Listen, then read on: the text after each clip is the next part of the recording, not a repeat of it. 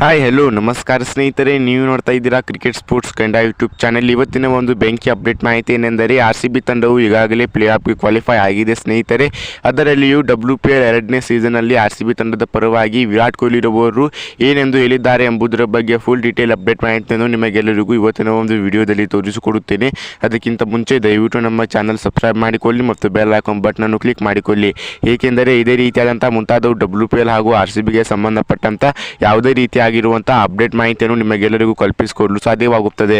So ಇವತ್ತಿನ video ತುಂಬಾ interesting ಆಗಿದೆ ಸ್ನೇಹಿತರೆ. ವಿಡಿಯೋವನ್ನು ಕೊನೆ ತನಕ ನೋಡಿ. ಬನ್ನಿ ಇವತ್ತಿನ ವಿಡಿಯೋವನ್ನು ತಡ ಮಾಡದೆ ಶುರು ಮಾಡೋಣಂತೆ. ಅದಕ್ಕಿಂತ ಮುಂಚೆ ನೀವು ಸಹ ನಮ್ಮ ಒಂದು RCB ತಂಡದ ಅಭಿಮಾನಿಗಳಾಗಿದ್ದರೆ ನಮ್ಮ ಚಾನಲ್ ಕಮೆಂಟ್ ಬಾಕ್ಸ್ನಲ್ಲಿ ಜೈ RCB ಎಂದು ಕಮೆಂಟ್ ಮಾಡುವುದರ ಜೊತೆಗೆ ಇವತ್ತಿನ ಒಂದು ಚಾನೆಲನ್ನು ಸಬ್ಸ್ಕ್ರೈಬ್ ಮಾಡಿಕೊಳ್ಳುವುದನ್ನು ಮಾತ್ರ ಮರೆಯಬೇಡಿ.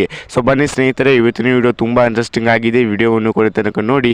ಬನ್ನಿ ಇವತ್ತಿನ ವಿಡಿಯೋನು ತಡ ಮಾಡದೆ ಶುರು ಮಾಡೋಣಂತೆ. ಸ್ನೇಹಿತರೆ, WPL 2ನೇ ಸೀಸನ್ನಲ್ಲಿ RCB ತಂಡವು ಮೊದಲನೇ ಬಾರಿಗೆ ಕ್ವಾಲಿಫೈ ಆಗಿದ್ದಕ್ಕಾಗಿ ವಿರಾಟ್ ಕೊಹ್ಲಿ ರವರು RCB ತಂಡದ ಬಗ್ಗೆ ಏನೆಂದು ಹೇಳಿದ್ದಾರೆ ಅಂದರೆ 2024ರ ಒಂದು WPLನಲ್ಲಿ RCB ತಂಡವು ಉತ್ತಮವಾದಂತಹ ಕಂಬ್ಯಾಕ್ ಅನ್ನು ಮಾಡಿಕೊಂಡು ಈಗಾಗಲೇ ಪ್ಲೇ ಆಫ್ಗೆ ಕ್ವಾಲಿಫೈ ಆಗಿದೆ. ಹೀಗಾಗಿ RCB ತಂಡದ ಬೆಂಕಿ ಆಟಗಾರ ಆಗಿರುವ ಎಲಿಸ್ ಪೆರೇರಾ ಅವರು ಕೂಡ ಉತ್ತಮವಾದಂತಹ ಪರ್ಫಾರ್ಮೆನ್ಸ್ ಅನ್ನು ಕೂಡ ಕಳೆದ ಪಂದ್ಯದಲ್ಲಿ ತೋರಿಸಿಕೊಂಡು ಬಂದಿದ್ದಾರೆ. ಅದೇ ರೀತಿಯಾಗಿ ಎಲಿಸ್ ಪೆರೇರಾ ಅವರ ಜೊತೆಗೆ ಸ್ಮೃತಿ ಮಂದನಾರವರು ಕೂಡ ಉತ್ತಮವಾದಂತಹ ಪರ್ಫಾರ್ಮೆನ್ಸ್ ಅನ್ನು ಕೂಡ ತೋರಿಸಿಕೊಂಡು ಬಂದಿದ್ದಾರೆ. ಆದರೆ ಸೋಫಿಯಾ ಡಿವೈನ್ ರವರು ಉತ್ತಮವಾದಂತಹ ಪರ್ಫಾರ್ಮೆನ್ಸ್ ಅನ್ನು ತೋರಿಸದೇ ಇದ್ದ ಕಾರಣದಿಂದಾಗಿ ನಮ್ಮ ಒಂದು RCB ತಂಡವು ಇನ್ನೂ ಬಹಳಷ್ಟು ಹಿಂದೆ ಉಳಿದಿದೆ. ಹೀಗಾಗಿ ಸೋಫಿಯಾ ಡಿವೈನ್ ರವರು ಕೂಡ ಉತ್ತಮವಾದಂತಹ ಪರ್ಫಾರ್ಮೆನ್ಸ್ ಅನ್ನು ತೋರಿಸಬೇಕು ಎಂಬ ದೊಡ್ಡ ಸ್ಟೇಟ್ಮೆಂಟ್ ಅನ್ನು RCB ತಂಡದ ಪರವಾಗಿ ವಿರಾಟ್ ಕೊಹ್ಲಿ ರವರು ಫ್ರೆಂಡ್ಸ್ ಕಾನ್ಫರೆನ್ಸ್ ನ ಮುಂದೆ ವ್ಯಕ್ತಪಡಿಸಿದ್ದಾರೆ.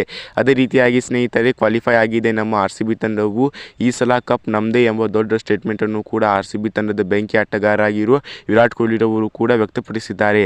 ಸ್ನೇಹಿತರೆ, ನಿಮ್ಮೆಲ್ಲರ ಪ್ರಕಾರವಾಗಿ ಬೆಂಗಳೂರು ತಂಡವು ಯಾವೆಲ್ಲ ರೀತಿಯಾಗಿರುವಂತಹ ಪರ್ಫಾರ್ಮೆನ್ಸ್ ಅನ್ನು ಮುಂದಿನ ಪಂದ್ಯಗಳಲ್ಲಿ ತೋರಿಸಬಹುದು ಎಂಬುದರ ಬಗ್ಗೆ ನಿಮಗೇನಾದರೂ ಮಾಹಿತಿ ಇದ್ದರೆ ನಮ್ಮ ಚಾನಲ್ ಕಮೆಂಟ್ ಬಾಕ್ಸ್ನಲ್ಲಿ ಕಮೆಂಟ್ ಮಾಡಿ. ಇದೇ ರೀತಿಯಾದಂಥ ಮುಂತಾದ ಅಪ್ಡೇಟ್ ವಿಡಿಯೋಗಳಲ್ಲಿ ಸಿಗೋಣ.